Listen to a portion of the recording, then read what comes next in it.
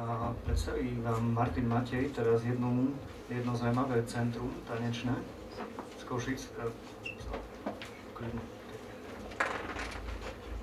Takže zdravím vás, ja sa volám Martin Matej a určite máte nejaký ten pohľad na hip-hopovú kultúru, streetdancovú kultúru a tak ďalej. Možno vám ju trošku poupravím svojou prezentáciou. Takže toto je 6 ľudí, ktorí mali svoj sen a ich snom bolo tancovať spolu a ich veľkým snom bolo tento tanec šíriť aj ďalej, posúvať ho ďalej a tak sa jedného dňa rozhodli, že založia tanečné centrum. Ako vidíte, podarilo sa nám byť úspešným.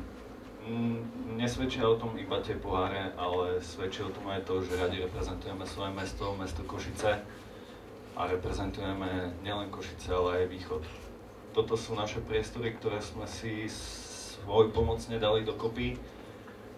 To, ako to vyzerá teraz, to je niečo úžasné oproti tomu, ako to vyzeralo predtým. Stalo nás to veľa síl, veľa sme do toho investovali, ale vytvorili sme priestor pre deti.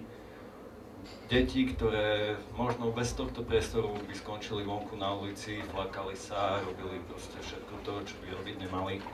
Vytvárame im projekty, ktoré im prinesú stále nové veci. To, že spolupracujeme radi so svojím mestom, o tom svedčí aj táto fotka, je to otvorenie Európskeho hlavného mesta kultúry.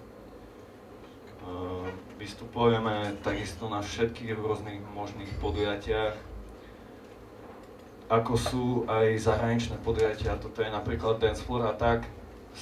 Outbreak ako jediná tanečná skupina zo Slovenska bola nominovaná na túto súťaž, takže sme mali tú česť, aby sme sa tam zúčastnili tohto roku. Vytvárame nielen choreografie, ale aj úspešné projekty. Toto je jeden z projektov, volá sa Outbreakings a bol to čisto breakinový battle, kde sa nám podarilo dotiahnuť porotu aj z Ameriky. Naši lektori a to, že vlastne fungujeme a ako pôsobíme na ľudí, tak hovorí o tom aj náš zovňajšok. A naša lektorka Katka Grofová bola aj súčasťou Miss Dance, kde skončila ako výherkyňa Miss Sympatia.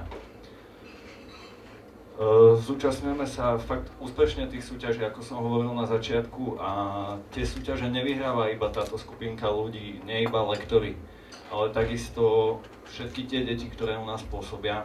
Dodnes je to nejakých 235-240 ľudí, ktorí aktuálne pôsobia a okolo 400-450 ľudí prešlo od začiatku, čo sú vlastne 3 roky našimi rukami.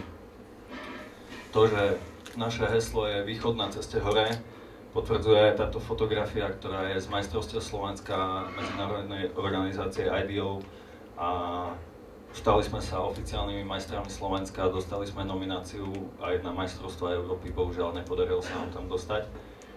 Toto je fotka z Imaginácií. Imaginácie poznáte aj vy, Prešovčania, mali ste ich tu na. Je veľká česť pre tanečníka, keď môže vystupovať aj v takomto veľkom umeleckom diele. Toto je ďalší náš veľký projekt, ktorý sme robili a robíme ho každoročne v júni.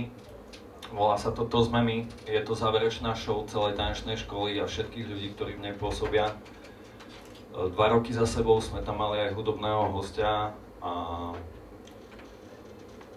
toto je ďalší dôkaz toho, že nie sme iba nejakí tanečníci, ale že sme aj úspešní tanečníci. Je to fotka zo Street Dance Camp pre selekcie.